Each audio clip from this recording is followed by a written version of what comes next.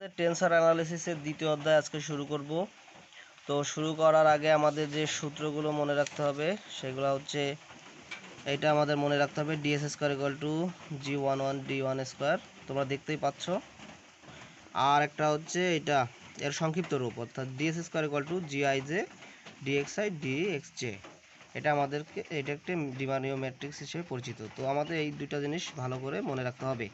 আরও জিনিস মনে রাখতে হবে, সেটা হচ্ছে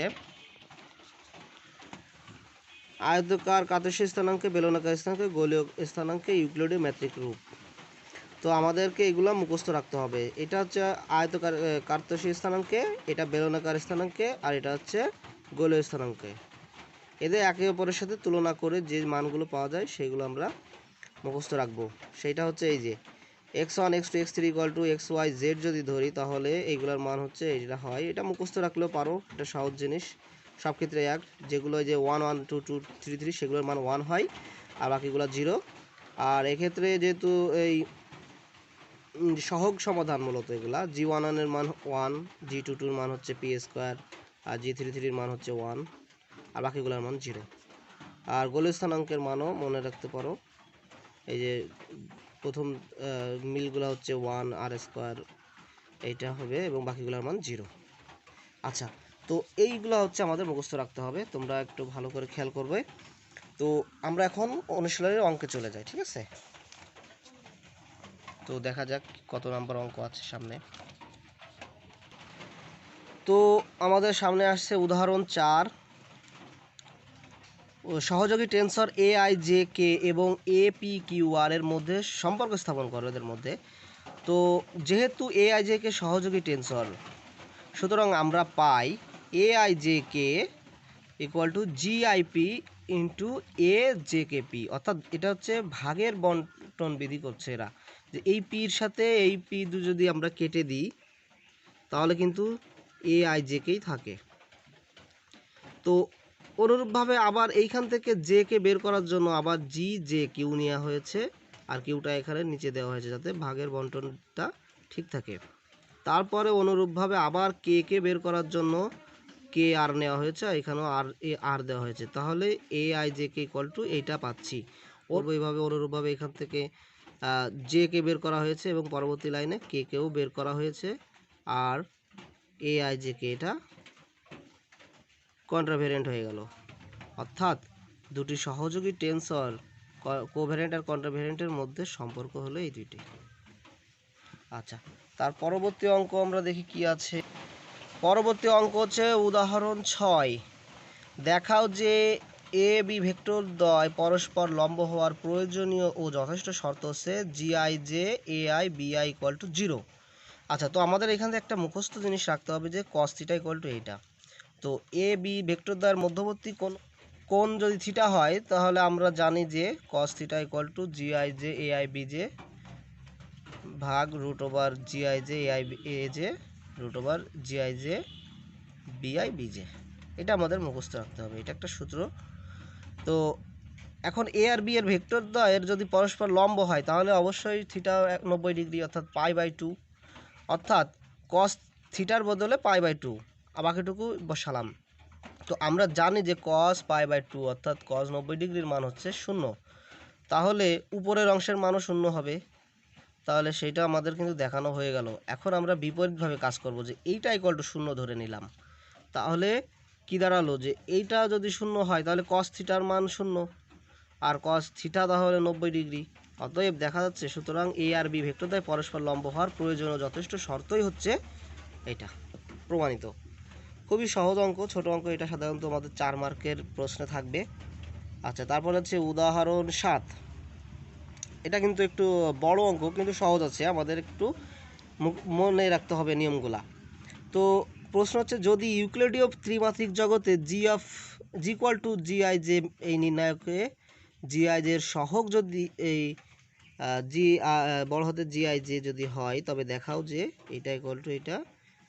আচ্ছা, তাহলে আমাদের কিন্তু উপরের প্রমাণটাই দুইবার বোর্ডে আসছে, সো আমরা এটাই করব। তো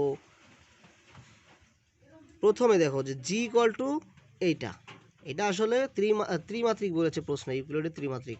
তাহলে এটা একটা ম্যাট্রিক্স আমরা তৈরি করে নিলাম। তাহলে এই যে প্রথম সারির, আর এটা এই যে আমরা তো সারি কলম সাজাতে পারি G11 G12। সো এটা বসালাম, বসানোর পর এখন হচ্ছে এর সহগুণক বের করব। তাহলে সহগুণক এইটার সহগুণক G11, এই যে সহগুণক, এটা সমান সমান কি আমরা জানি যে এর সারি নাম্বার কলাম নাম্বারকে পাওয়ার রাখতে হবে -1 দিয়ে। তো এটা আমরা সবাই শিখেছি ইন্টার থেকেই। তো এটা বসাবো, তারপরে এই অংশটা তাহলে এর সারি কলাম বাদ দিতে হবে, এই সারি এই কলাম আর এই সারি বাদ দিতে হবে, তাহলে এই দুইটা এই চারটা পার্ট এখানে বসে যাবে। অনুরূপভাবে G12 অর্থাৎ এই অংশের মান, এটা হচ্ছে 2 নাম্বার কলাম 1 নাম্বার সারি, তাহলে সেই 1 আর 2 যোগ করে দিচ্ছে পাওয়ার, তাহলে আর এই লাইন আর এই লাইনটা বাদ যাবে, তাহলে এই G21 G23 G31 G33 এটা এখানে বসে গেল। তো সেই হিসাবে এখানে যেহেতু -1 পাওয়ার বেজোড়, তাহলে আমাদের মাইনাসটা থেকে যাচ্ছে। অনুরূপভাবে আমাদের জি এর সবগুলোর মান এভাবে বের করা হয়েছে, ঠিক আছে।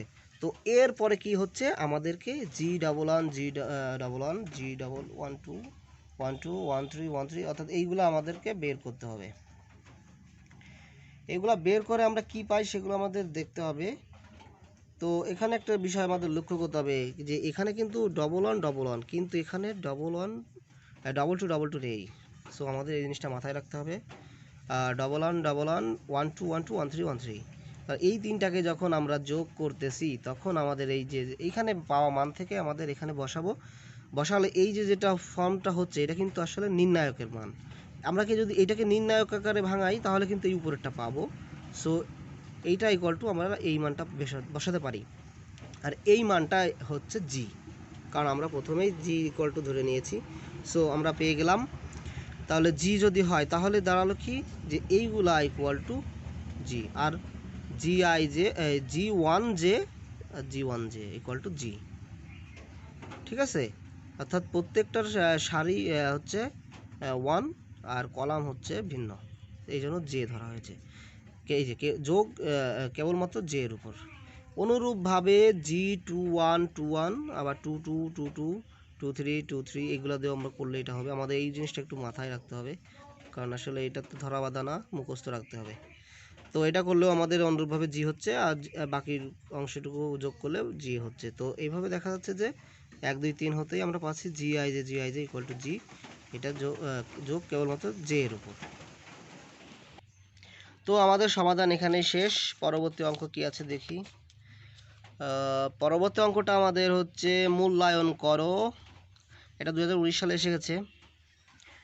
তো G11 G12 G21 এটা আমাদের একে মূল্যায়ন করতে, অর্থাৎ এর মানটা বের করতে হবে। যদি ইউক্লিডীয় ত্রিমাত্রিক জগতে G equal to GIJ নির্ণায়কে GIJ এর সহগুণক বড় হতে GIJ হয়, তবে আমরা জানি, আমাদের এটা মুখস্থ রাখতে হবে যে GIJ, দেখো এটা যে এটা হচ্ছে কোয়ান্ট্রাভেরিয়েন্ট, আর এটা হচ্ছে এই ওইটারই কোভ্যারিয়েন্টের এই সহগুণক, আর ভাগ হচ্ছে ওই ম্যাট্রিকটি। আচ্ছা, তো এটা এবং এইটা আমাদের এইটা ইকুয়াল টু জি হয়, কারণ আমরা কিন্তু এর আগের প্রশ্নে আমরা সমাধানটা করেছি, এটা equal to g by c. তো এইটা ইকুয়াল টু জি বসাতে হবে, মানে এটা আমরা জানি। আচ্ছা, তাহলে পরবর্তী পৃষ্ঠা দেখা যাক কি আছে। তো প্রদত্ত রাশি, অর্থাৎ আমাদের প্রশ্ন যেটা অ্যান্সার বের করতে বলছে সেটা বসালাম। তো বসানোর পরে কি করলাম, জাস্ট এইটাকে এই G11কে আগে লিখলাম আর এটাকে পিছনে, এইভাবে সব করে সাজালাম। এই যে সাজানোর পরে এই যে G11 এইটাকে আমরা যে সূত্র কেবল বসালাম যে এটা ইকুয়াল টু ওর উল্টোটার সহগুণক ভাগ জি, সেই মানগুলো বসাচ্ছি, আর কিছুই না। বসানোর পরে প্রত্যেকটা থেকে দেখো 1/g কমন যায়, কমন যাওয়ার পরে এই দুইটা অংশ গুণ থেকে যাচ্ছে। অনুরূপভাবে এই প্রত্যেকটা অংশ বসালাম, বসানোর পরে এইটা ইকুয়াল টু কিন্তু জি, যেটা আমরা একটু আগে যে ওই পৃষ্ঠায় সূত্রটা বসাইছি, যেটা জানি আমরা। তো এটার মান জি বসালে 1, এই জি কেটে গেলে 1 থাকে, এটাই হলো অ্যান্সার। আচ্ছা, তো সবগুলো তো অঙ্ক আমাদের করতে হবে না, যেগুলো আমাদের বোর্ড পরীক্ষা আসছে বেশিরভাগ সেইগুলো অঙ্ক করলেই হয়ে যাচ্ছে। তো এরপরে একটা অঙ্ক, উদাহরণ 11, একইভাবে GIJ এর মান জি দ্বারা সূচিত হলে দেখাও যে GIJ নির্ণায়কের মান 1/g, অর্থাৎ এইটার নির্ণায়কের মান বের করতে হবে, আর কোনো কাজ নাই। তো দেওয়া আছে জি ইকুয়াল টু এটা, তো আমরা জানি এটা একটা 3 মাত্রার একটা ম্যাট্রিক, তাহলে এটাকে ভাঙালাম। তো এটাকে বানানোর পর তাহলে জিআই যে সমান কি দাঁড়াচ্ছে, ওই কোভ্যারেন্ট সমান সমান ওর কন্ট্রাভেরিয়েন্টের সহগুণক ভাগ জি, এটা আমরা আগের সূত্রে মুখস্থ করেছি তো বা জেনেছি।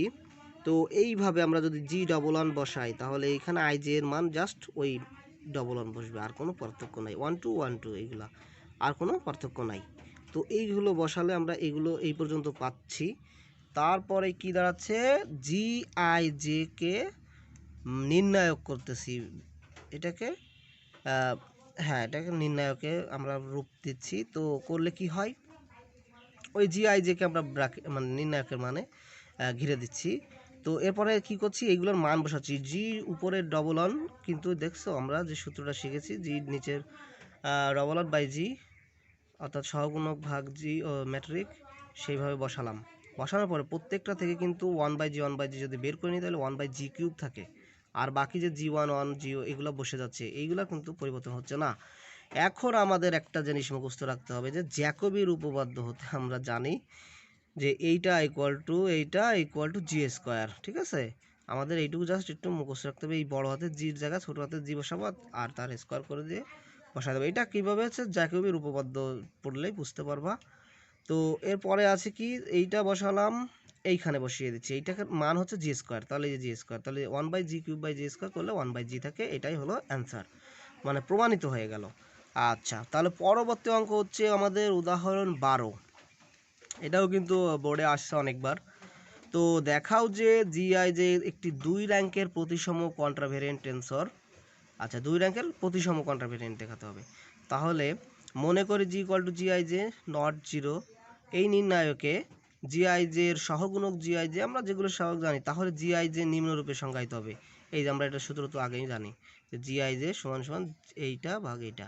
তো যেহেতু GI J R GI J প্রতিসম, তাহলে জি এই উপরের আই জেটাও প্রতিসম হবে, কারণ এই দুইটা যদি প্রতিসম হয়, তাহলে এইটাও প্রতিসম হতে হবে। তো এখন যদি বিকে একটা ইচ্ছামূলক কন্ট্রাভেরিয়েন্ট ভেক্টর ধরি, তাহলে এইটা যদি ইচ্ছামূলক কন্ট্রাভেরিয়েন্ট হয় তাহলে B J R G J K আর বি কে, অর্থাৎ এটা ভাগের বন্টন, সেই বি কে এই কে দুইটা যদি ভাগ করে দাও কাটাকাটি হয়ে যায়, অর্থাৎ জি অফ জে বা বি অফ জে থেকে যায়, অর্থাৎ সমান। তো এটা যদি হয় তাহলে এই 1 নংয়ের একটা ইচ্ছামূলক কোভ্যারিয়েন্ট ভেক্টর,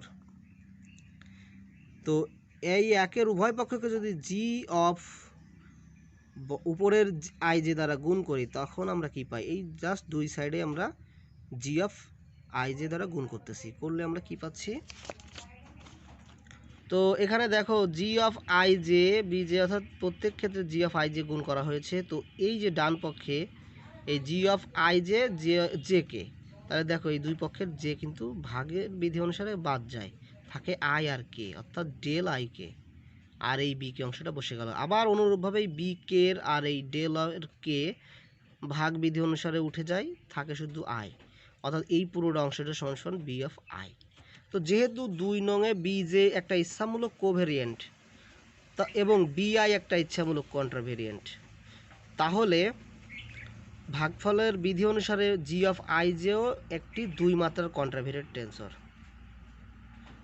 তো আবার জি অফ আই প্রতিসম, তাহলে জি অফ আই জে যেটাও একটা 2 মাত্রার প্রতিসম কন্ট্রাভেরিয়েন্ট টেন্সর, এটা আমাদের প্রমাণিত হয়ে গেল। বেলনাকার স্থানীয় পদ্ধতিতে ইউক্লিডীয় জগতের ম্যাট্রিক নির্ণয়। তো আমরা এই সমাধানটা করব না, এটা একটু অনেক বড় হয়ে যায়। তো আমরা এর বিকল্প সমাধান, সহজ সমাধান আছে, এই যে অন্যভাবে আমরা এটা করব, ঠিক আছে। তো এই ক্ষেত্রে আমাদের একটু মুখস্থ রাখতে হবে সামান্য জিনিস। তো কার্তেশীয় স্থানাঙ্ক পদ্ধতির ম্যাট্রিক আমরা জানি যে এটা ডিএস স্কয়ার ইকুয়াল টু এটা। তো কার্তেশীয় স্থানাঙ্ক ডিএক্স ওয়াই জেড এর এবং বেলনাকার স্থানাঙ্ক পি রো ফাই জেড এর সাথে সম্পর্ক কি, x equal to rho cos phi, y equal to rho sine phi, z equal to z. তাহলে এই তিনটা সম্পর্ক বলেছি মুখস্থ করতে, প্রথমে এটা দেখানো হয়েছে। তো একে যদি আমরা ডি প্রয়োগ করি, অর্থাৎ এই অংশটাকে ডি প্রয়োগ করলে কি পাই, ডি করলে ডিএক্স হয়, এখানে ইউভি সূত্র পড়ে, তাহলে কস ফাইকে রেখে দিয়ে রোকে ডি ফাই করা হয়েছে, হ্যাঁ। ডি রো করা হয়েছে। আর তাহলে যেটা গুণ সম্পর্ক, এখানে প্লাস আসার কথা, কিন্তু কজ রে যদি আমরা ডি করি তাহলে মাইনাস সাইন হয়, সেজন্য মাইনাস, আর রোটা বসে গেল। আর ফাইকে আবার ডি প্রয়োগ করলে হয় ডি ফাই। তো ওয়াই এর ক্ষেত্রেও অনুরূপভাবে এটা করতে হবে, ঠিক আছে। করার পরে এটা পাবো, জেডকে করলে আমরা কিন্তু ডিজেডই পাচ্ছি, এটা কোনো পরিবর্তন নাই। তো এরপর হচ্ছে ds square equal to dx square plus dy square plus dz স্কোয়ারের জায়গায় মান বসাই দিছে, অর্থাৎ এই যে এই ডিএক্স ডিওয়াই ডিজেড এই মানগুলো বসাইছে। তো এটা হচ্ছে এই দুইটাকে, এটাকে হোল স্কোয়ার করলে আর এটাকে হোল স্কোয়ার করলে এখানে যেমন মাইনাস টু এবি থাকে, এখানে প্লাস টু এবি, তা দুইটাই একই মান হয় বলে ওই দুইটা বাদ যায়, আর বাকি যে দুইটা অংশ অর্থাৎ এটার হোল স্কোয়ার এটার হোল স্কোয়ার এটার হোল স্কোয়ার এটা হোল স্কোয়ার থেকে যায়, তাদের মধ্যে থেকে ডি রো স্কোয়ার আর হচ্ছে rho square d phi square common নেওয়া হয়েছে, কমন নিয়ে এই অংশটা করা হয়েছে। আর এরপরে এইটুকুর মান 1, এইটুকুর মান 1, সেগুলা বসে সমাধান করা হয়েছে। কারণ আমরা তো জানি যে sine square plus cos square equal to 1, সেই জন্য এখানে শুধু d rho square d phi square এবং ডিজেড স্কোয়ার বসে গেল, আর এটাই হলো নির্ণয় অ্যান্সার। তো পরবর্তী অঙ্কগুলো পরবর্তী ভিডিওতে থাকবে। সবাই ভালো থাকবা, এই অঙ্কগুলো প্র্যাকটিস করবা। আল্লাহ হাফেজ।